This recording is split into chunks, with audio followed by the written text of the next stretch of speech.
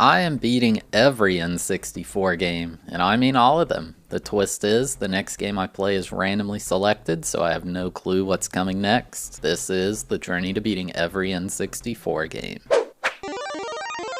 Game number 188, Snowboard Kids 2. Released in 1999, this game was developed by Rackham and published by Atlus. We played the original Snowboard Kids all the way back at Game 57, so it's been a while. That one was pretty solid, so I'm expecting to have a lot of fun this time around as well. It's kind of wild how many snowboarding games were made back then. I guess it's more popular than I think. Atlus is known for putting out a bunch of RPGs these days, so I think this series needs to make a return. Great music, wacky gameplay, I think that's what's in store. Let's get into it.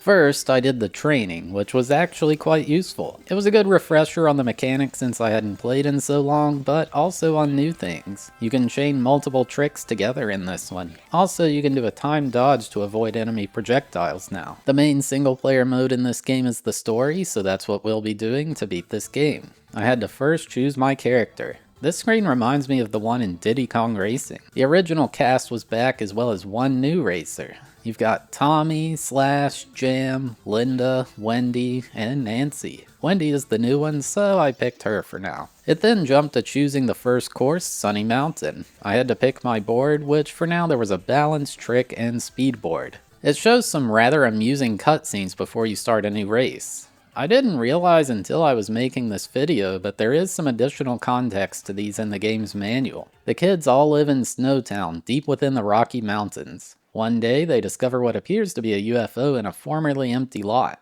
They expect an alien to show up, but it's actually just a new girl named Wendy. She says she's an inventor and came here from New York. After they leave to check out her rocket invention, a rather suspicious character named Damien shows up. He says he's come here to conquer Snowtown. The kids completely ignore him though, and he trips over a rock. So anyway, now with that added context, we see Damien trying to cause mischief, but he ends up just blowing himself up with a bomb in the cutscene. Now it was time to race. One of the main mechanics in this is picking up items. You have to first pick up coins and spend 100 each time you hit an item box.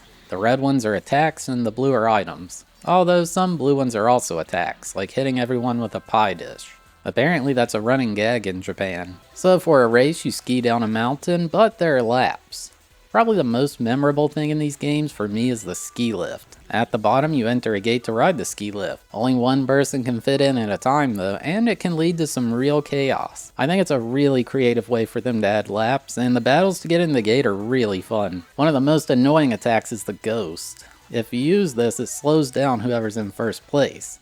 I think this is new to the second, could be wrong, but I got hit with two at once. Aw man, it just makes you go so slow. It's kinda like this game's version of a blue shell in a way. I was in first at the end and I was doing a good job blocking Tommy. Did not expect Spike to come in at the literal last second and steal the win though. Come on, dude. After the race, it took me to Snowtown where some dog was showing me what all there was to do there. Most of his descriptions of what the places were for were kind of useless, honestly. After getting the bad tour, I was able to walk around. I first decided to go to the board shop. These prices are absolutely ludicrous though. No one can afford that, dude. I decided I'd check out Speedcross, and it told me this was some kind of minigame where I had to race to make it to school by 8:30. It shows a cutscene where all 6 of us somehow missed the bus. Probably because we're moving around on our snowboards. So yeah, this is a solo course where you have to make it down before the timer in the corner reaches 8:30. It feels like it's about 20 real life seconds per in-game minute or so. You get these rockets in this one and they go way too fast. It's impossible to turn well with it active, so it is good with a straightaway though. I have no idea what kind of hill this is, but it looks awesome. This sure is a weird town. In the end, I didn't make it in time.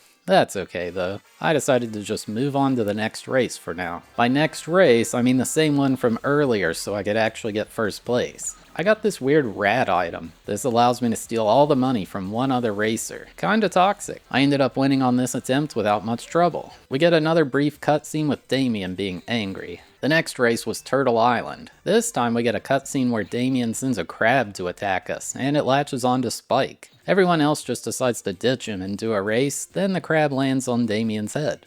This track was kinda wild. We were just riding down the ground, no snow in sight. The last game had a couple tracks like this too. When you take tight turns in this game, you have to like pull back and diagonally press down and right or left. I remember really struggling with that in 1080 snowboarding, but I'm kinda used to it now. The ski lift this time around is just a turtle that swims up to the top. Oh yeah, apparently part of this track is underwater. I don't know, it's getting out of hand and it's only the second track. I took first place on my first try, not too hard at all. It shows a cutscene of the kids standing around a treasure chest they can't open. They wind up getting frustrated and just launch it away, where it blasts Damien in the head. The weirdest location in town is Wendy's internet. Here you can see info on the characters, the courses you've raced on, the boards you've unlocked, as well as a section for rumors. These are tips for playing the game better, and you unlock more of them over time. The third track is Jingle Town. We see the boys standing around a tiny snowman they built, and the girls making fun of them because they have a way bigger one. So Spike does the obvious thing and kicks a bomb into all of them. I think that's attempted murder. We decide to race to cool off. I got kinda scammed on this one. I thought I found a shortcut off to the left, but apparently that's just out of bounds? I thought I was going to get rewarded for exploring. There's two ways to dodge attacks in this game. The easy way is to have an invisible item waiting like I did here. The other is if you time jumping right before it hits you, you'll avoid it. You can even send certain projectiles back at the attacker if you do a trick.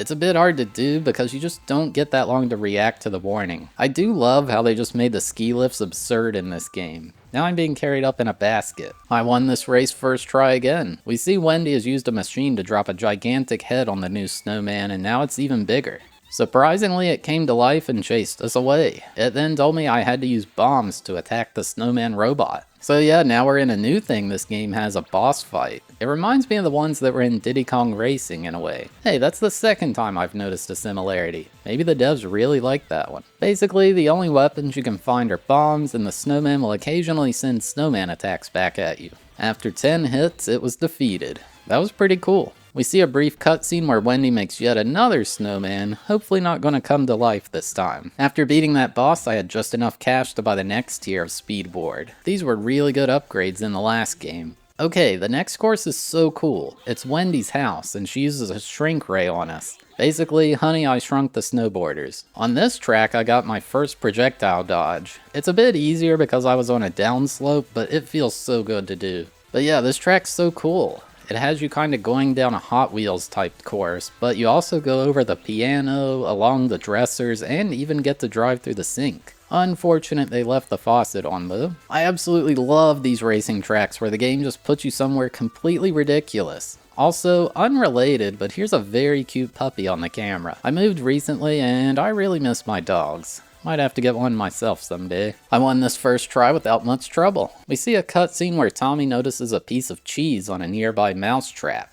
I'm pretty sure that trap would have murdered him, but whatever. The next race is Linda's castle. I think according to the story, she's in a really rich family. It's her birthday and the girls brought her a present. The boys are all eating food and Damien's even there. Linda gets furious and blasts them with her snowboard. This is another ridiculous course. I guess we've abandoned the entire concept of snow at this point. Why do they have a gigantic statue of Linda here? And then there's just a farm with sheep as well? This hallway was really tricky to get through. If you bump into anything in this game, all your speed is toast. Man, I like these ski lift battles so much. It's such an iconic part of the game because you never know what'll happen. Also, why is there a crowd watching these kids race? Kinda weird. I'll take this time to talk about the graphics and audio. The graphics look pretty good to me. It's honestly about the same as the last game, although I'm sure they bumped up the resolution a bit this time around. It's a lot more colorful, but I think that's just because there's hardly any races in the snow.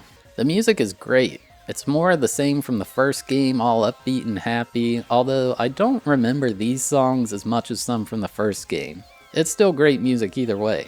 I won this one first try. Linda's party is in shambles, and she's taking her anger out on everyone else. Tommy is just stuffing his face with cake. Now it's on to Crazy Jungle.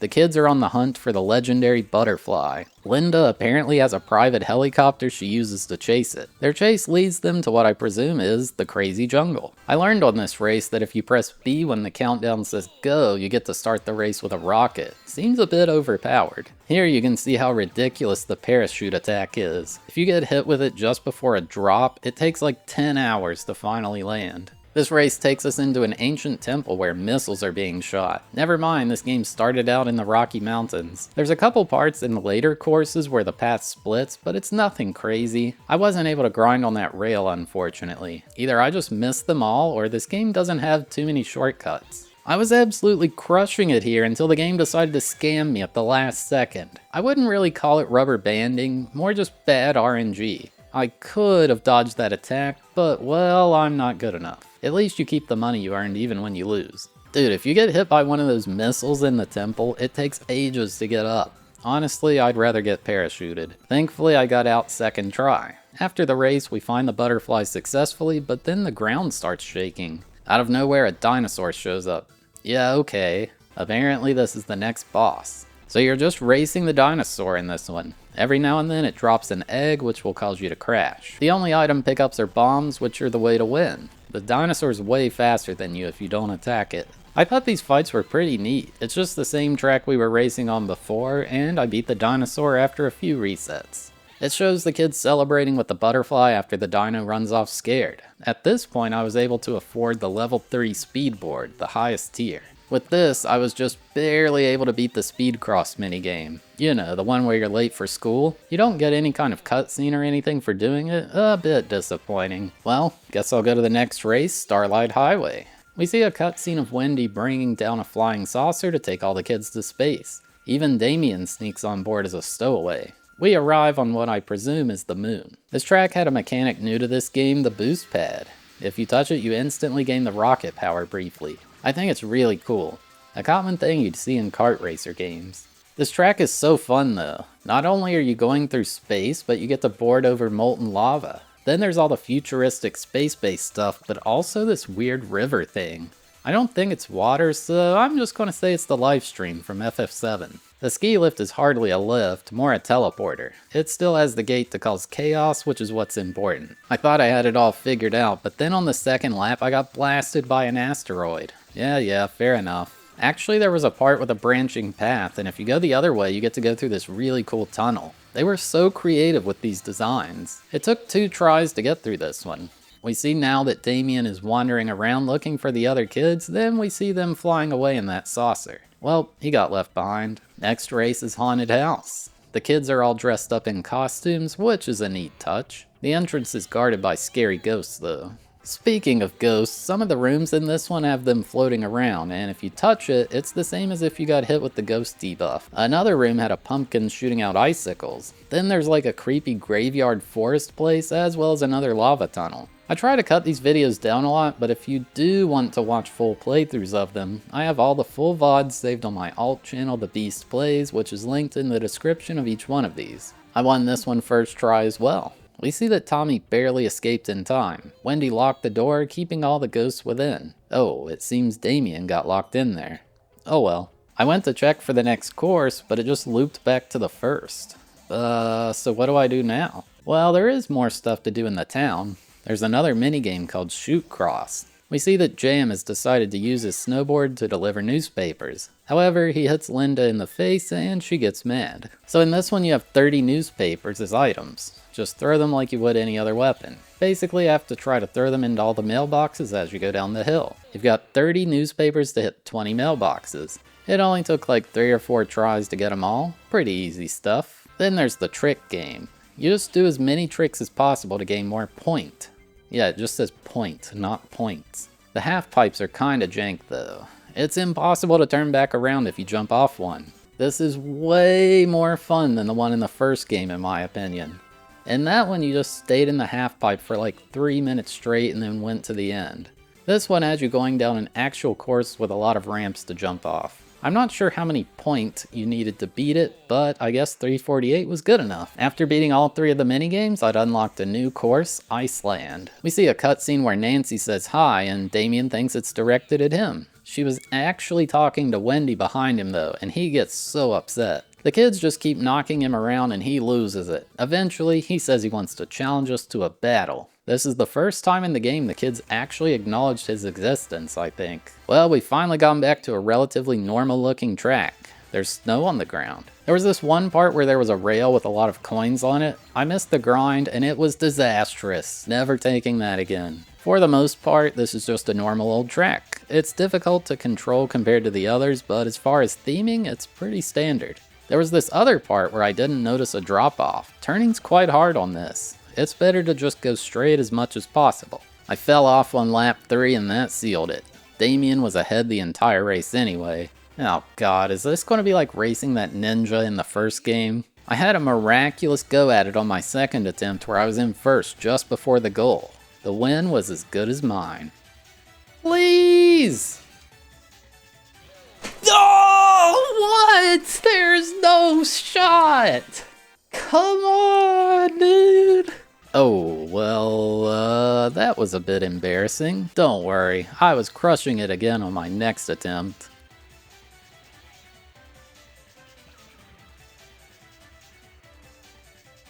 Why am I turning around? Okay, this is getting a bit ridiculous. Surely it won't happen again.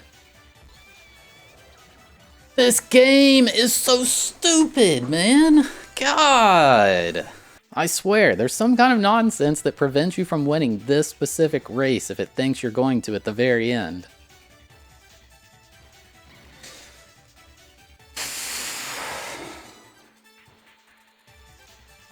God. Stop! Let me live my life. Yes, thank God.